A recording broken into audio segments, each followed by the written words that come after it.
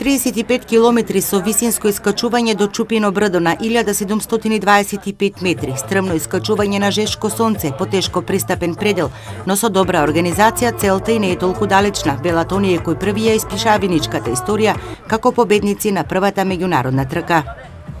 Искачувањето беше тешко, спуштањето уште потешко. Многу беше жешко, редовно тренирам. 5-6 дена во неделата. Организацијата е идеална. Имам истрчано и 110 километри на повеќе наврати, а на овие 40 километри ми беа најтешките во животот поради временските услови. Ја едноставно повеќе одев него ли се отрчав ради временските услови. Полесната опција беше на 13 километри, бумбарска трка во висинска разлика од 800 метри качување и спуштање. Со трейл трките дознав колку убави ми има во нашата држава, така што секогаш со радост ги трчам и многу ми е мило што прв пат доаѓам овдека и имав шанса да го разгледам овој живописен крај.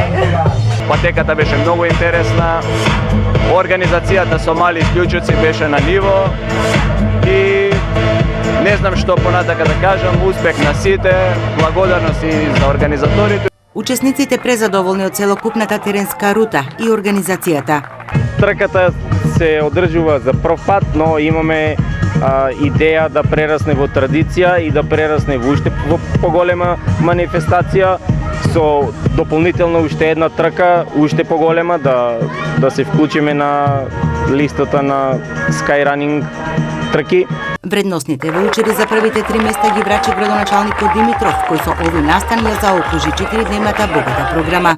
Општина Виница издвои средства во висина од 700.000 денари од буџетот на општината, така да една скромна сума на средства кои што даде една доста богата програма. Пред се тоа можеме да го слушнеме и од нашите граѓани и од граѓаните на нашите соседни општини.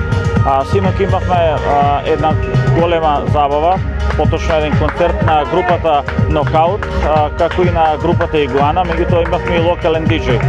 Во рамките на трката награди беа доделени на ветераните над 50 години во машка и женска конкуренција, а како спонзор на целокупниот настан беше и Ротари клубот Виница Кочани.